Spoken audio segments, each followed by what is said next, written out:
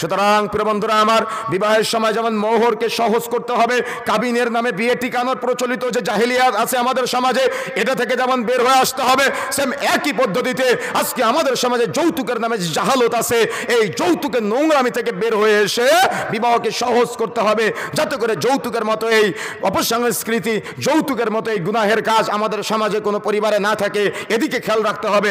আপনি বাবা হিসেবে অর্থাৎ শ্বশুর শাশুড়ি হিসেবে আমি আপনাকে বলে যাই, কখনো বৌমাকে যৌতুকের জন্য নির্যাতন করবেন না। কখনো বৌমাকে যৌতুকের জন্য আপনি হয়তো শারীরিক নির্যাতন করেন না, কিন্তু মানসিক নির্যাতন করেন, এটাও করবেন না। অবশ্যই জবাব দেওয়া লাগবে আল্লাহর কাছে। কথা বুঝতে পেরেছেন? এই জন্য যে কথা বলতে যাচ্ছিলাম, বিবাহের সময় মোহর সহজ করতে হবে, যৌতুক পরিত্যাগ করতে হবে, যৌতুক বাতিল করতে হবে, যৌতুক একেবারে আমাদের সমাজ থেকে উঠিয়ে দিতে হবে।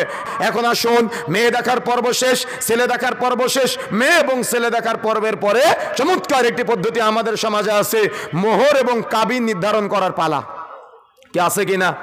আচ্ছা, আপনাদের কাছে একটা প্রশ্ন করি, বিবাহের দিন তারিখ নির্ধারিত হওয়ার পরে আমাদের সমাজে কাবিন কত টাকা হবে আর মোহর কত টাকা হবে, এটা নিয়ে মামা খালু দুলাভাই যারা আছে, ছেলের পরিবারের এবং মেয়ের পরিবারের উভয়ের মধ্যে একটা সমঝোতা হয়। কি হয় কিনা?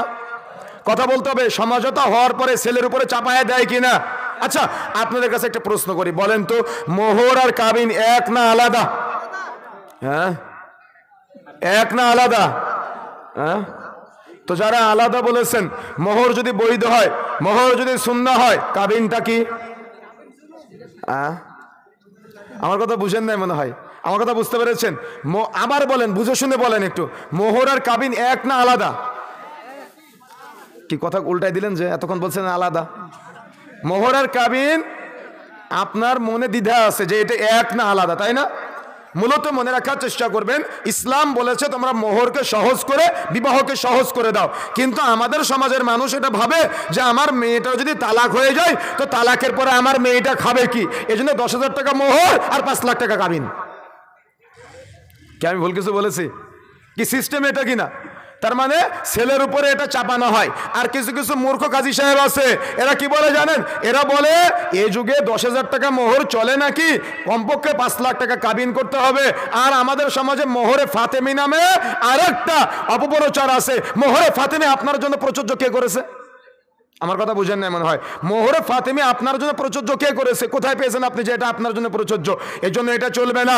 সমাজে প্রচলিত আছে 1 লাখ 1 টাকা, 50,000 1 টাকা, 20,000 1 টাকা, 1 কোটি 1 টাকা। এই 1 টাকা কোথায় পেয়েছেন? আমার কথা বুঝতে পারতেছেন? এই 1 টাকা কোথায় পেয়েছেন আপনি? এই জন্য মোহর সহজ করে বিবাহকে সহজ করতে হবে। সমাজে প্রচলিত কাজী সাহেবরা যে মোহর ধাপে ধাপে বাড়ায়, অর্থাৎ কাবিন ধাপে ধাপে বাড়ায়, কারণ কি জানেন? যত কাবিনের অঙ্ক বাড়াতে পারবে কাজী সাহেবের পার্সেন্টেজ তত বাড়বে। আমার কথা বুঝতে পেরেছেন? কথা বুঝেন না মনে হয়। যত কাবিনের অঙ্ক বাড়বে তত কাজী সাহেবের পার্সেন্টেজ বাড়বে। কাজী সাহেবরা কি জবাব দিবেন আল্লাহর কাছে? জবাব নিয়ে যায়েন। আজকে আপনি কাবিনকে কঠিন করে দিয়েছেন, অর্থাৎ মোহরকে কঠিন করে দিয়েছেন। কাবিনটা একটা দেশীয় পদ্ধতি, সরকারের নিয়ম। বিবাহ করেছেন, এটা লিখিত আছে, কোনো সমস্যা নাই। 1 লাখ টাকা মোহর, 90,000 টাকা নগদ, 10,000 টাকা বাকি। এই বাকি 10,000 টাকা কাবিন নামায় লিখে রেখেছেন, এটা জায়েজ আছে, সমস্যা নেই। কিন্তু বিয়ে টিকানোর জন্য আপনি 5 লাখ টাকা কাবিন করে রাখবেন, এটার অনুমতি আপনাকে কে দিয়েছে? এটা হারাম, এটা চলবে না। কথা বুঝেন না মনে হয়। কথা বুঝতে পেরেছেন? আমার কথা কি বুঝতে পেরেছেন? কথা কঠিন মনে হচ্ছে আপনাদের কাছে? মোহর আর কাবিন যদি আপনি এক মনে করেন, কোনো সমস্যা নাই, যেটাই মোহর সেটাই কাবিন। 50,000 টাকা নগদ, 50,000 টাকা বাকি। এই 50,000 টাকা আপনি কাবিন নামায় লিখে রেখেছেন, কোনো সমস্যা নাই। কিন্তু বিয়ে টিকানোর জন্য যদি আপনি বলেন এ যুগে 50,000 টাকা চলে নাকি, এ কথা বলে যদি আপনি 5 লাখ টাকা চাবান, এটা হারাম হয়ে যাবে। কোথায় পেয়েছেন? কোন শরীয়তে অনুমতি দিয়েছে আপনাকে এটা? আমার কথা বুঝতে পেরেছেন? জায়েজ কতটুকু বলেন তো? একটা নির্দিষ্ট অঙ্ক আছে, কিছু বাকি কিছু নগদ, এই বাকিটা কাবিন নামায় লিখে রাখবেন, সমস্যা নাই। কিন্তু মোহর আলাদা মনে করা, কাবিন আলাদা মনে করা, কাবিনকে বিয়ে টিকানোর মাধ্যম মনে করা, এটা নিতান্ত জাহেলিয়াত। এটা নিতান্তই চলবে না, এটা নিতান্তই অন্যায়। সুতরাং প্রিয় বন্ধুরা আমার, সমাজে প্রচলিত মোহর এবং কাবিন নির্ধারিত করতে পারে না আমাদের সমাজ। মোহরকে সহজ করে বিবাহকে সহজ করে দিবেন। মোহর নির্ধারণ করার সময় নিজেকে মামা প্রমাণ করার চেষ্টা করবেন না, নিজেকে খালু প্রমাণ করার চেষ্টা করবেন না। আপনার প্রেস্টিজ দিয়ে তার মোহর নির্ধারিত হবে না, তার ইনকামের উপরে তার মোহর নির্ধারিত হবে। ছেলে ইনকাম করে মাসে 10,000 টাকা, আপনি 5 লাখ টাকা তার উপরে মোহর চাপায় দিলেন, এটা কি পেয়েছেন আপনি? আমার কথা বুঝেন না মনে হয়, কথা বুঝতে পেরেছেন? তাহলে মোহর নির্ধারণ করার সুন্নাহ পদ্ধতি কেমন, সহিহ পদ্ধতি কেমন? ছেলে আর মেয়ের বাবা, তার মানে মেয়ের ওলি, ছেলে আর মেয়ের ওলি দুজনে কথোপকথন করবে। ভালো করে মনে রাখবেন, ছেলে আর মেয়ের ওলি দুজনে কথোপকথন করবে। ছেলেকে মেয়ের ওলি জিজ্ঞাসা করবে, আমার মেয়েকে তো তোমার সাথে বিবাহ দিচ্ছি, তো মোহর কত নির্ধারণ করা যায়, তুমি কত মোহর দিতে পারবা তোমার হালাল ইনকাম থেকে? সহজ না? কত সুন্দর সিস্টেম না? কিন্তু মামা সাজে, এক্ষেত্রে মুরব্বি সাজে, খালু সাজে, তার মানে দুলাভাই সাজে, সেজে ছেলের উপরে এটা চাপায় দিয়ে আজীবন তার কোনো খোঁজ পাওয়া যায় না। কিন্তু এত চমৎকার একটা পদ্ধতি, ছেলে আর মেয়ের ওলি দুজনের মধ্যে কথা হবে, আমার মেয়েকে তো তোমার সাথে বিবাহ দিচ্ছি, বা আমার বোনকে তো তোমার সাথে বিবাহ দিচ্ছি, তুমি কত টাকা মোহর দিতে পারবা? তখন ছেলে বলবে যে আমি আমার হালাল ইনকাম থেকে আমি এত টাকা মোহর দিতে পারবো, যদি আপনার সামর্থ্য, যদি আপনার পছন্দ হয় তো আপনি বিবাহ দিবেন, পছন্দ না হলে বিবাহ দিবেন না, তাই বলে আপনি বার্গেনিং করতে পারবেন না। আমার কথা বুঝতে পেরেছেন? আমার কথা বুঝতে পেরেছেন? দেখা যাচ্ছে ছেলে বলেছে আমার হালাল ইনকাম থেকে আমি 60,000 টাকা দিতে পারবো, আপনি এ কথা বলার অধিকারই রাখেন না যে 1 লাখ টাকা দিতে হবে। কথা বুঝতে পেরেছেন? এই অনুমতি আপনি কোথায় পেয়েছেন? আর আজকে আমাদের সমাজের কাজী সাহেবরা আজকে এগুলা ছেলের উপরে চাপায় দেয়, ছেলের পরিবারের উপরে চাপায় দেয়। অনেকেই মান সম্মান রক্ষার জন্য কবুল বলে ফেলে, আর বউয়ের কাছে গিয়ে পরে ক্ষমা চায়। এগুলো কাপুরুষতার পরিচয়। কবুল বলেছেন কেন? আপনি কবুল বলার আগে সিদ্ধান্ত নেবেন, কবুল বললে আপনাকে দেওয়া লাগবে। কথা বুঝতে পেরেছেন? কবুল আপনি বলেছেন কেন? কবুল বললে আপনাকে দেওয়া লাগবে। ওই যে লিখে রেখেছে না, ওটা শুধু কাগজ কলমে লেখা না, ওটা আপনাকে পরিশোধ করা লাগবে। এই জন্য প্রিয় বন্ধুরা আমার, যে কথা বলতে চাচ্ছিলাম, বিবাহের সময় এই মোহরকে সহজ করে, বিবাহকে সহজ করে দিতে হবে। মোহর কঠিন করা যাবে না, মোহর কঠিন করা চলবে না। আমাদের সমাজে প্রচলিত আছে মোহরের কথাবার্তার পাশাপাশি পণ নির্ধারণ করার পালা বা যৌতুক নির্ধারণ করার পালা। যৌতুকের এই প্রথা কোথা থেকে এসেছে?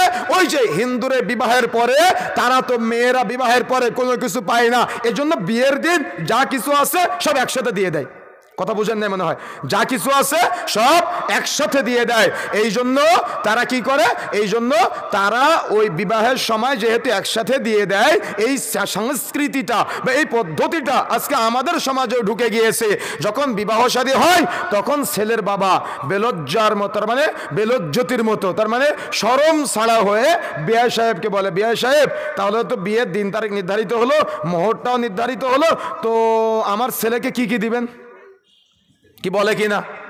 কথা বলতে হবে, বলে কিনা যে আমার ছেলের ঘরটা কি দিয়ে সাজিয়ে দিবেন? একটা মেয়ে, দেখা যাচ্ছে একটা পরিবারে 3টা ছেলে, একটা পরিবারে 3টা ছেলে।